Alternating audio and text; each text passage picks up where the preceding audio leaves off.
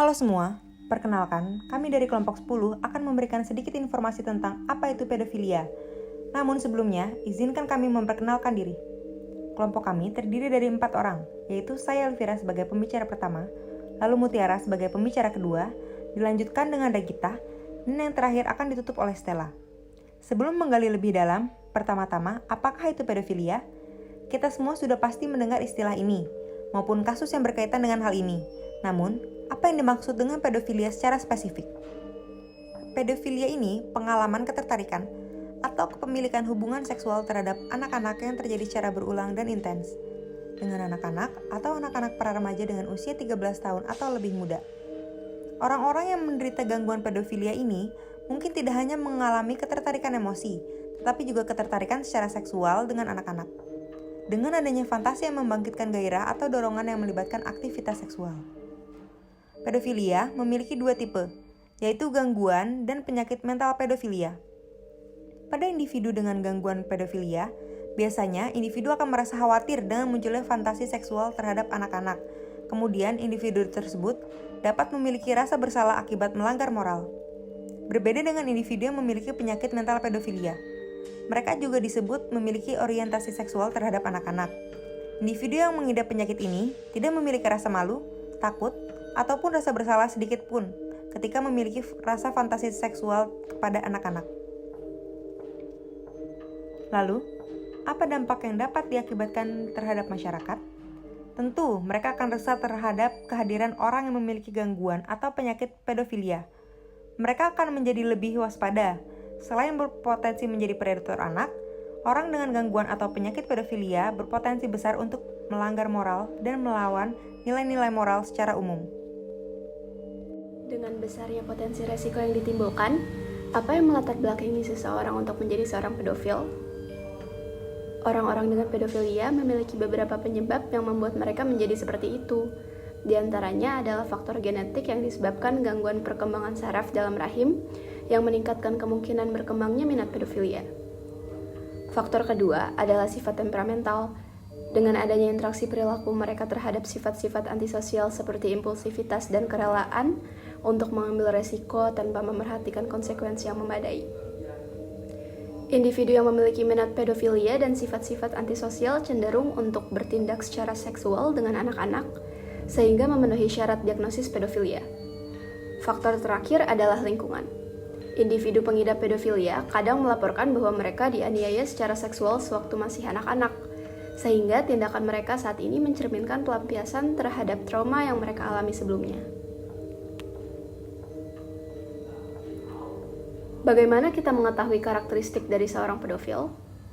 Kita melihat beberapa karakteristik seseorang dengan pedofilia secara umum. Orang-orang yang memiliki pedofilia umumnya populer dengan anak-anak dan orang dewasa. Mereka memiliki reputasi yang baik dan mereka tertarik dengan anak-anak tanpa memandang gender tertentu. Mereka juga cenderung memiliki ketertarikan khusus dan memberi perhatian yang berlebihan terhadap anak-anak, dan membutuhkan perhatian ataupun kasih sayang. Selain itu, mereka juga memiliki beragam cara untuk membuat mereka dapat menyendiri di tempat tertentu dengan anak yang menjadi target mereka. Penderita pedofilia tidak semata-mata hanya pada pria, namun wanita yang memiliki potensi untuk menjadi pedofilia juga beberapa ada banyak. Tingkat penyebaran orang-orang yang memenuhi kriteria untuk diagnosa gangguan pedofilia tidak diketahui, tetapi kemungkinan kurang dari 3% di kalangan pria dalam penelitian internasional. Prevalensi penduduk gangguan pedofilia pada wanita cenderung lebih tidak menentu, tetapi kemungkinan besar hanya sebagian kecil dari prevalensi pada pria. Penderita pedofilia memiliki penanda diagnosis khusus. Dengan adanya pengukuran psikofisiologis minat seksual, dapat diketahui ketika riwayat individu menunjukkan kemungkinan adanya gangguan pedofilia. Individu tersebut menyangkal ketertarikan yang kuat atau preferensial kepada anak-anak. Prosedur yang umumnya digunakan untuk mendiagnosa seorang pengidap pedofilia adalah melalui penilplastimography. Prosedur ini dilakukan dengan mempertontonkan foto telanjang atau berpakaian minim anak-anak sebagai rangsangan visual. Namun, dokter-dokter di Amerika Serikat harus menyadari bahwa kepemilikan konten visual tersebut dapat melanggar hukum negara terhadap kepemilikan pornografi anak. Walaupun untuk tujuan diagnostik, hal ini membuat mereka rentan terhadap tuntutan pidana. Maka dari itu, opsi lainnya adalah dengan menggunakan rangsangan audio. Di seluruh metode psikofisiologis, penanda diagnosis adalah respons seksual relatif terhadap rangsangan yang menggambarkan anak-anak dibandingkan dengan rangsangan yang menggambarkan orang dewasa, daripada respon absolut terhadap rangsangan anak. Bagaimanapun, terhadap kemungkinan adanya perbedaan diagnosis dari metode ini, yang pertama adalah gangguan parafilia lainnya. Individu dengan gangguan parafilia yang berbeda umumnya tetap dirujuk untuk evaluasi mengenai kemungkinan adanya gangguan pedofilia.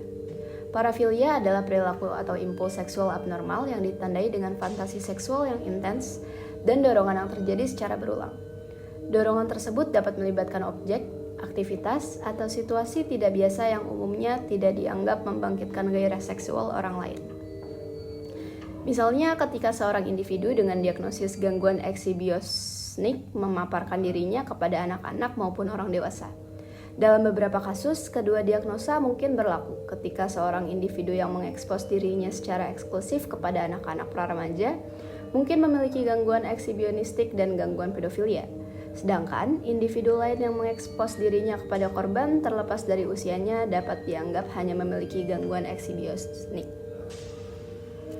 Yang kedua adalah gangguan kepribadian antisosial, di mana beberapa individu dengan kepribadian antisosial melakukan pelecehan seksual terhadap anak-anak. Hal ini mencerminkan fakta bahwa adanya gangguan kepribadian antisosial meningkatkan kemungkinan bahwa utamanya individu yang tertarik pada orang dewasa akan mendekati seorang anak secara seksual. Berdasarkan akses relatif terhadap anak tersebut, diagnosis tambahan gangguan pedofilia hanya boleh dipertimbangkan jika ada bukti bahwa selama periode minimal 6 bulan, individu tersebut juga memiliki fantasi, dorongan seksual, atau perilaku yang berulang, intens, membangkitkan gairah seksual, atau perilaku yang melibatkan aktivitas seksual dengan anak-anak. Lalu perbedaan diagnostik yang lain adalah keracunan zat dan gangguan obsesif kompulsif. Efek dari keracunan zat juga dapat meningkatkan kemungkinan bahwa seseorang yang terutama tertarik pada orang dewasa akan mendekati seorang anak secara seksual. Pada gangguan obsesif kompulsif, terkadang ada individu yang mengeluh tentang pikiran ego distonik dan kekhawatiran tentang kemungkinan ketertarikan pada anak-anak. Wawancara klinis biasanya mengungkapkan tidak adanya perasaan positif tentang pikiran-pikiran ini. Tidak ada hubungan antara hal tersebut dan perilaku seksual, misalnya masturbasi dengan pikiran-pikiran ini.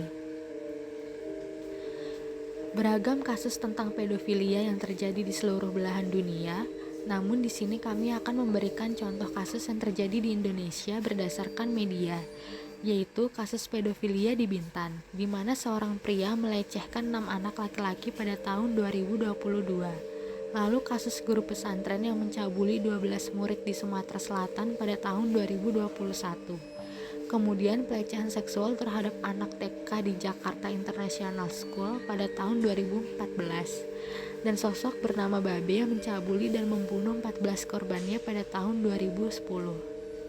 Nah, untuk informasi lebih lengkap perihal kasus-kasus sebelumnya, mari kita simak bersama video tentang berita kasus pedofilia.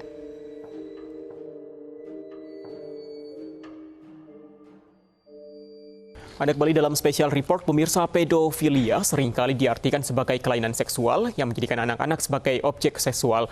Apapun alasannya, pedofilia tentu tidak bisa diterima secara sosial. Dan berikut beberapa kasus predator seksual anak yang pernah terjadi di Indonesia.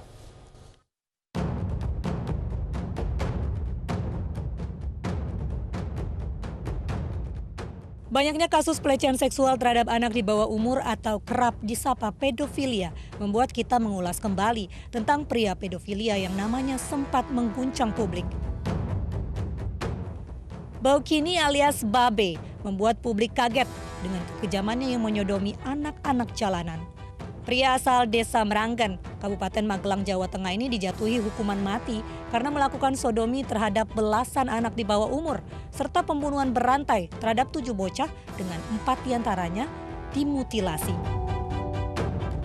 Selanjutnya adalah kasus pelecehan seksual oleh karyawan dan guru Jakarta International School terhadap anak didiknya. Kasus ini mulai dilaporkan April 2014. Modusnya adalah anak dipanggil ke student consulting, lalu diberi minuman berzat kimia agar mati rasa dan tidak sadarkan diri. 5 terpidana masing-masing divonis 11, 7, dan 8 tahun penjara.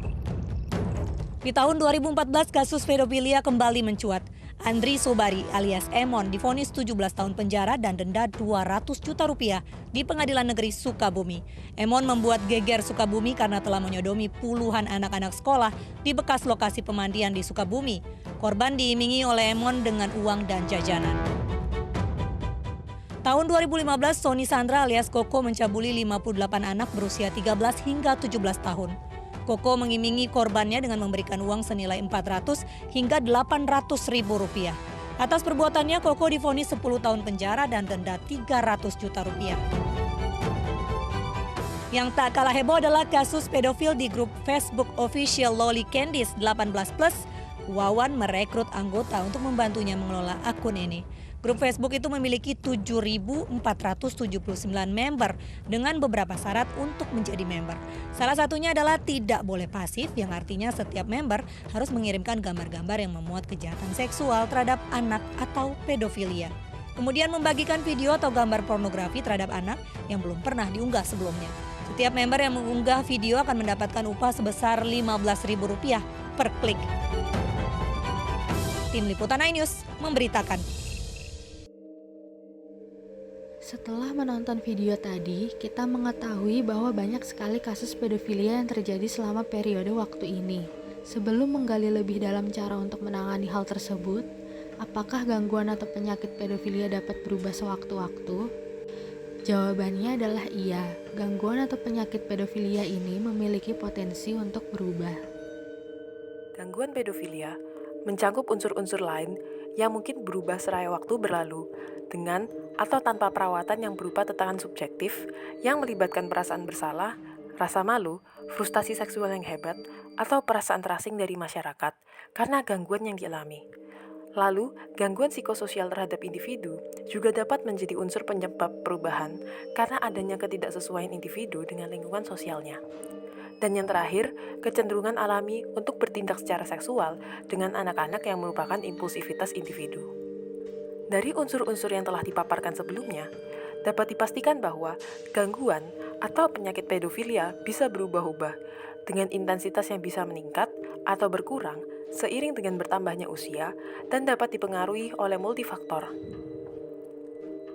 Pertanyaan pentingnya, apa yang harus dilakukan apabila terdapat orang di sekitar kita yang memiliki gangguan atau penyakit ini? Ada beragam hal yang dapat kita lakukan, namun perlu diingat bahwa kita tidak boleh melakukan self-diagnose terhadap orang lain yang kita curigai memiliki gangguan atau penyakit ini. Diagnosa hanya boleh dilakukan oleh para ahli seperti psikolog ataupun psikiater. Bila kita melakukan self-diagnose, baik mendiagnosa diri kita sendiri atau mendiagnosa orang lain berdasarkan asumsi kita dapat membuat orang tersebut tertekan, merasa bersalah, dan merasa tidak normal. Hal tersebut dapat membuat mereka merasa kacau, tidak stabil, dan kehilangan arah. Terlebih tidak ada bimbingan atau perawatan untuk menolong mereka. Meskipun tanda-tanda yang dimilikinya untuk dikategorikan sebagai penderita pedofilia cukup jelas, namun diagnosa tetap wajib dilakukan oleh orang-orang yang memang dikhususkan untuk menangani dan mendiagnosa gangguan maupun penyakit mental. Lalu, bagaimana cara dan bentuk penanganan yang bisa kita lakukan sebagai orang yang menyadari hal tersebut?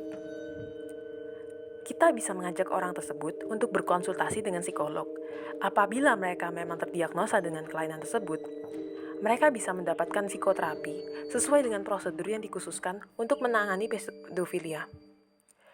Selain itu, hindarkan mereka dari anak kecil saat berada di lingkungan masyarakat, dan melakukan pendekatan perilaku agar dia tidak melakukan tindakan yang memiliki resiko yang tidak baik untuk dirinya sendiri maupun masyarakat di lingkungan.